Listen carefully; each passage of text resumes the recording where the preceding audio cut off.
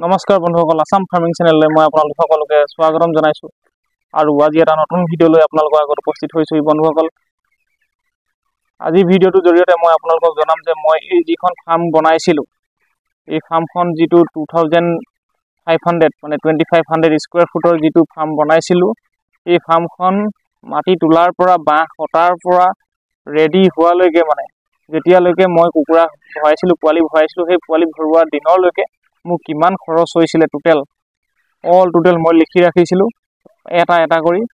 তো গোটেইখিনি labour charge কিমান লাগিলে, মাটি কিমান লাগিলে, আৰু বাঁহ কিমান কেইডাল লাগিলে, খেৰ কিমান টকা লাগিলে, টকোপাত কিমান লাগিলে, ক'ত আৰু দানা পাত্ৰ ফিডাৰ ড্ৰিংকাৰ এইখিনিত কি লাগিলে, কিমান টকা লাগিলে, পাইপ কিমান লাগিলে, বা মানে সকলোখিনি টেংকি, পানী টেংকি, এই সকলোখিনি মই আপোনাৰ এই ভিডিঅ'টোত জনাম, যাতে আপোনালোকে মোৰ এই ভিডিঅ'টো চাই আপোনালোকেও এটা মানে এজিউম কৰিব পাৰে যে আমি 2500 স্কুৱাৰ ফুট এটা ঘৰ বনালে কিমান কমত উলিয়াব পাৰোঁ। ইয়াতকৈ কমত আৰু আপোনালোকে পাৰিব পাৰে বেলেগ জেগাত, মোতকৈ কমতো উলিয়াব পাৰে।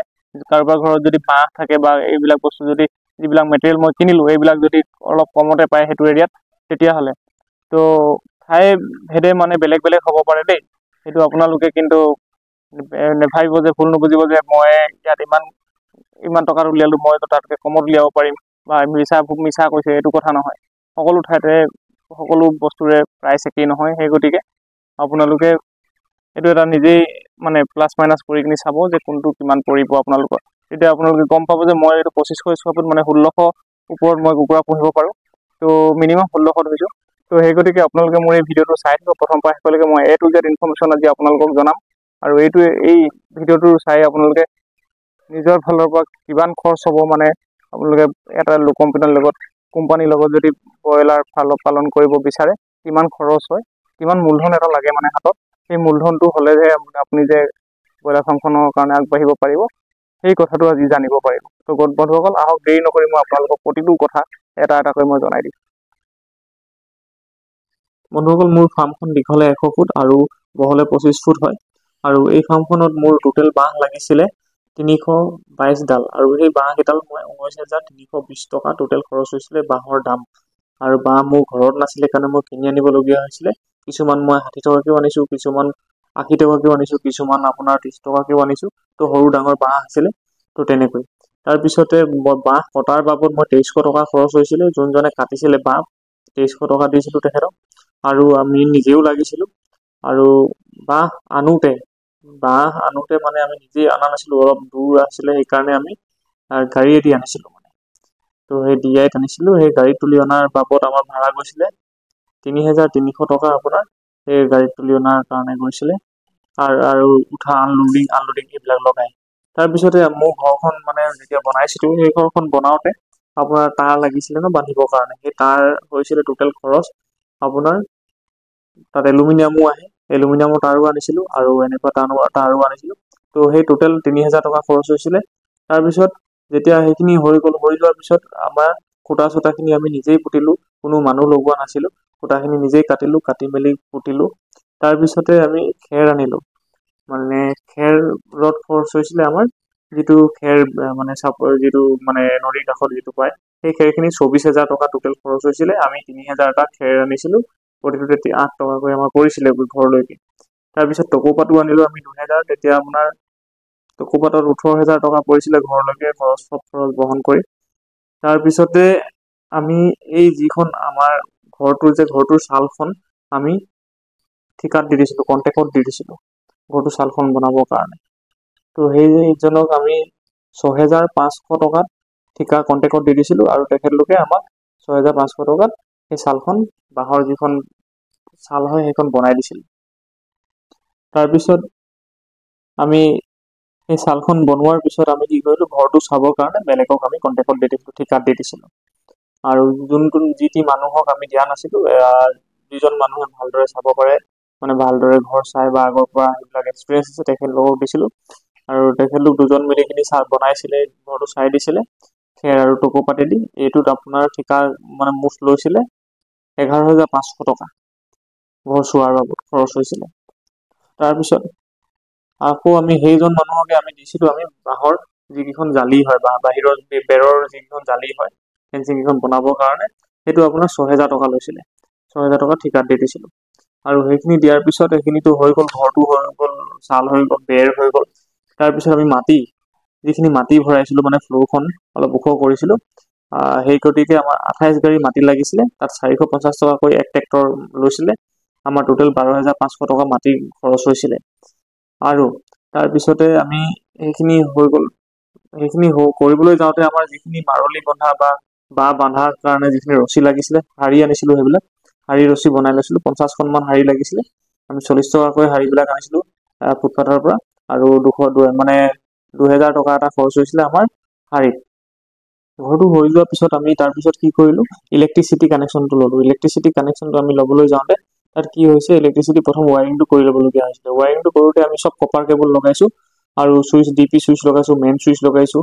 এইখিনি লগাই মেলি আমাৰ যিখিনি হোল্ডাৰ বাল্বলৈকে লগাই মেলি আমাৰ টোটেল এই ইলেক্ট্ৰিচিটি সেইটোত গৈছিলে আপোনাৰ 14,908 টকা সেইখিনি ৱায়াৰিংখিনি। আৰু তাৰপিছতে আমি যিটো নতুন কানেকশ্যন লৈছিলোঁ কমাৰ্চিয়েল মিটাৰৰ, সেইটো আপোনাৰ 10,000 টকা এটা খৰচ হৈছিলে। তাৰপিছতে আমি ড্ৰিংকাৰ ফিডাৰ আনিছিলোঁ, গুৱাহাটীৰ পৰা অৰ্ডাৰ দিছিলোঁ আৰু গুৱাহাটীৰ পৰা আমাক পঠাই দিছিলে। টাৰ্বো ফিডাৰ আনিছিলোঁ আৰু 3 লিটাৰৰ ড্ৰিংকাৰ আনিছিলোঁ 35টা। এইখিনি আমাৰ বৰ্ডিঙৰ কাৰণে। লগতে আমি অটো ড্ৰিংকাৰ আনিলোঁ ডাঙৰ। সেইখিনি নভা অটো ড্ৰিংকাৰ আনিছিলোঁ আৰু জাম্বো ফিডাৰ আনিছিলোঁ 8 কেজি। সেইকেইটাও আমাৰ 35টা আনিছিলোঁ।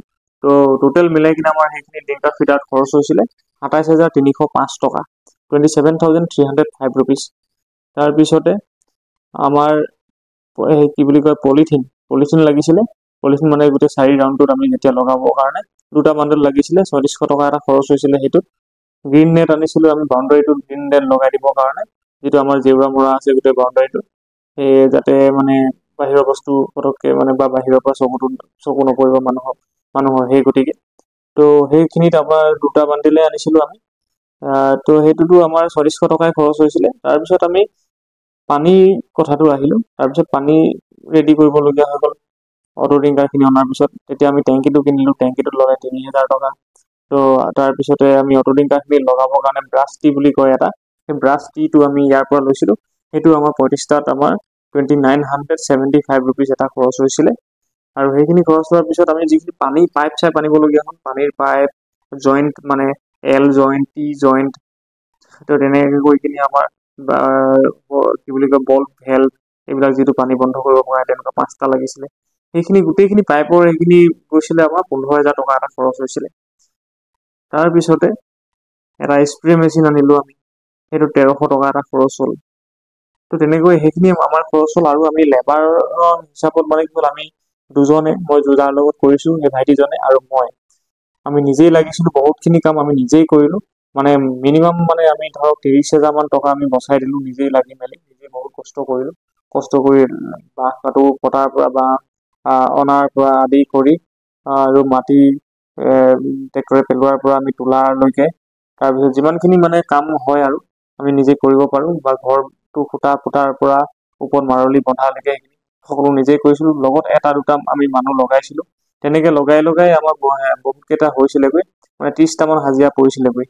তেনেকৈ আমাৰ লগতে আৰু এটা লগাই লওঁ মানে হাজিৰা মানুহ এটা। তো তেনেকৈ আমাৰ 10,500 এটা আমাৰ লেবাৰ চাৰ্জ গৈছিলেগৈ। বহুতখিনি আমি ৰেহাই কৰিলোঁ। মানে যিমান পাৰি মানে কম বাজেটত কৰিবলৈ চেষ্টা কৰিছিলোঁ। কিন্তু আমি 1 নম্বৰ কথাটো হ'ল কি, আমি বেছিকৈ খৰচ হ'ল আমাৰ খেৰ আৰু টকৌপাতত আমাৰ বেছি গুচি গ'ল। যদি আপোনালোকে অকল ধান খেৰটো দি ওপৰত যদি ত্ৰিপাল লগাই দিয়ে, তেতিয়াহ'লে মানে আপোনাৰ খৰচটো অলপ কমিব। কিন্তু মই তেনেকৈ লগালোঁ আৰু বাঁহৰ জালি লগালোঁ আমি কম খৰচত উলিয়াবৰ কাৰণে।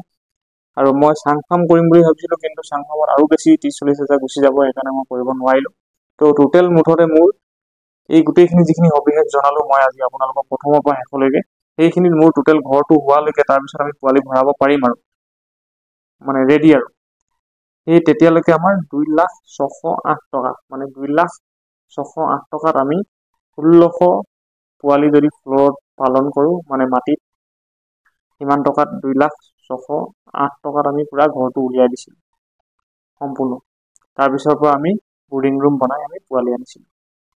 তাৰপিছত যিখিনি খৰচ হ'ল আৰু সেইখিনিতো বেলেগ হ'ল। ভুচি চুচি সেইখিনি এইবিলাকতো নতুন হেৰিয়াত আহিব, নতুন যিহেতু আমি মানে পালন কৰিছোঁ কুকুৰাখিনি সেইখিনিৰ ওপৰত আহিব, কিমান খৰচ হ'ল কি নাই সেইখিনি মই পিছত নতুন এটা ভিডিঅ' বনাম যে কিমানখিনি খৰচ হ'ল কি নাই, কিমান প্ৰফিট পালোঁ বিক্ৰী কৰাৰ পিছত। তো এতিয়া বৰ্তমানলৈকে মোৰ ঘৰটোত সিমানেই খৰচ হৈছিলে, ইয়াতকৈ আপোনালোকে তাতকৈ কমতো উলিয়াব পাৰে চেষ্টা কৰিলে। তো আমি ইমানতে ইয়াতকৈ নোৱাৰিলোঁ আৰু আমাৰ ফালৰ পৰা। বন্ধুসকল, আশা কৰোঁ আপোনালোকে মোৰ এই ভিডিঅ'টোৰ পৰা যথেষ্টখিনি আপোনালোকে জানিব পাৰিছে। আৰু যদি আপোনালোকে যদি ইয়াৰ পৰা ইনফৰ্মেশ্যন এটা কিবা পাইছোঁ বুলি ভাবিছে বা বন্ধুবৰ্গৰ কাৰোবাৰ উপকাৰ হ'ব বুলি ভাবিছে এই ভিডিঅ'টোৰ পৰা, অনুগ্ৰহ কৰি আপোনালোকে মোৰ এই ভিডিঅ'টো শ্বেয়াৰ কৰি দিব আপোনালোকৰ বন্ধুবৰ্গৰ লগত। আৰু লগতে মোৰ আসাম ফাৰ্মিং চেনেলটো ছাবস্ক্ৰাইব কৰি ল'ব, লাইক কৰিব, কমেণ্ট কৰিব, কিবা যদি আপোনালোকৰ মতামত জনাবলগীয়া আছে। মই মোৰ এই ভিডিঅ'টো ইমানতে শেষ কৰিছোঁ। ধন্যবাদ।